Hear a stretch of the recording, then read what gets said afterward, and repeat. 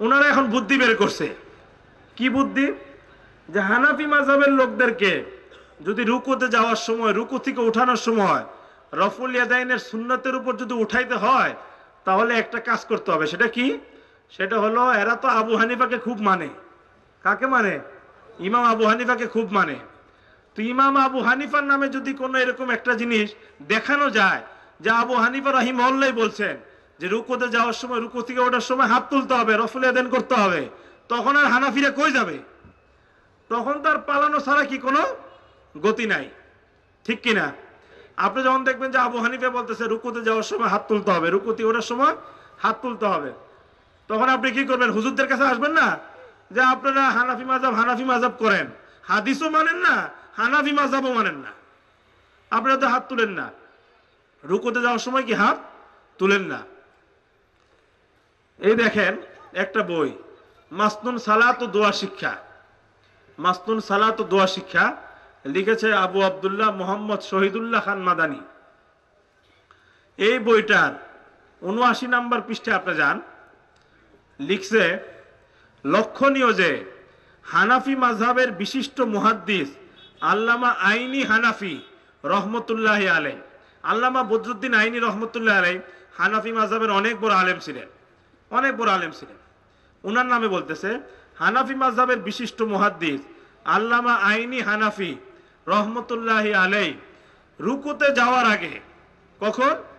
রুকুতে যাওয়ার আগে দু হাত তোলার ব্যাপারে ইমাম আবু হানিফা রহমতুল্লাহ আলাইহি সম্পর্কে লিখেছেন, ইমাম আবু হানিফা হতে বর্ণিত যে তা ত্যাগ করলে গুনাহ হবে।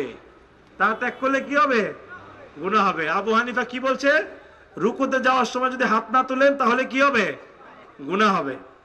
নিচে রেফারেন্স দিছে উমদাতুল কারি, হানাফি মাযহাবের কিতাব, বদরুদ্দিন আইনি রহমতুল্লাহ আলাইহির কিতাব, উমদাতুল কারি ৫ নম্বর খণ্ড ২৭২ নম্বর পৃষ্ঠা।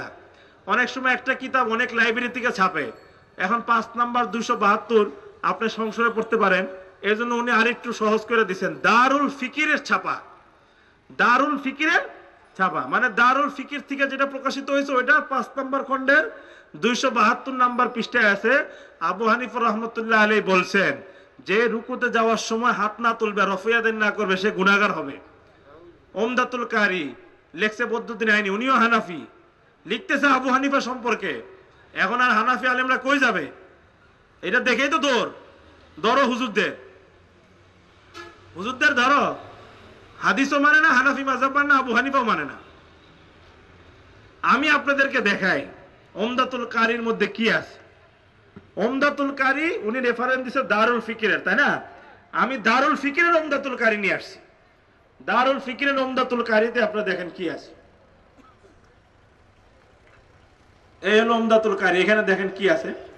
ওয়া হুকিয়ান দাউদ ইজাবুহু ফি তাকবীরাতিল ইহরাম, ইমাম দাউদ রাহমাতুল্লাহ আলাইহি বলছেন তাকবীরে তাহরিমার সময় হাত উত্তোলন করা, রফুল ইয়াদাইন করা ওয়াজিব তাকবীরে তাহরিমার সময়।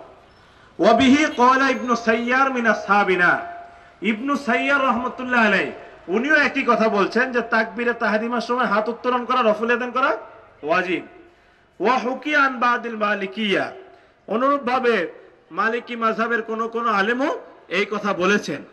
ওয়া হুকিয়ান আবি হানিফা মা ইয়াক্তাদিল ইসমা বিতারকিহি, অনুরূপভাবে আবু হানিফা থেকেও বর্ণিত আছে, তিনি বলেছেন কেউ যদি তাকবীরে তাহরিমার সময় হাত না তুলে, রফুল ইয়াদাইন না করে, সে গুনাহগার হবে। তো এখানে আছে তাকবীরে তাহরিমার সময় হাত না তুললে গুনাহগার হবে। উনি তরজমা করছে রুকুতে যাওয়ার সময় রফুল ইয়াদাইন না করলে আবু হানিফা রহমতুল্লাহ আলাইহি বলছেন সে গুনাহগার হবে। নাউযুবিল্লাহি মিন যালিক। তো এটার নাম কি হাদিসের অনুসরণ? উম্মতকে ধোঁকা দেওয়া, এটা কি হাদিসের অনুসরণ? তো একদম খণ্ড নাম্বার, পৃষ্ঠা নাম্বার দিয়ে, তারপরে কোন লাইব্রেরি, সেই লাইব্রেরির নাম দিয়ে লিখতেছে যে কি আবু হানিফা বলছেন রুকুতে যাওয়ার সময় হাত না তুললে কি হবে? গুনাহ হবে। অথচ বাস্তবে আছে আবু হানিফা বলছে তাকবীরে উলার সময় কেউ যদি হাত না তুলে তাহলে সে কি হবে? গুনাহগার হবে। এরপর দেখেন এই কথা লেখা উনি আবার কি লেখছে, অতএব প্রতিটি মুসলিমের আল্লাহকে ভয় করে গোরামি ও মিথ্যার আশ্রয় বাদ দিয়ে সহিহ হাদিসের উপরে আমল করা উচিত। আল্লাহ তৌফিক দান করেন, আমিন। আচ্ছা, এই যে উনি বললেন যে প্রতিটি মুসলিমের উচিত আল্লাহকে ভয় করে গোরামি মিথ্যা বাদ দিয়ে সহিহ হাদিসের উপর আমল করা উচিত, এই গোরামি আর মিথ্যার এই আশ্রয়টা কি উনি নিজে নিছেন না? তাহলে এই ওয়াজটা কি হানাফি মাযহাবের লোকদেরকে করা উচিত, না এই ওয়াজটা ওনার নিজের করা উচিত?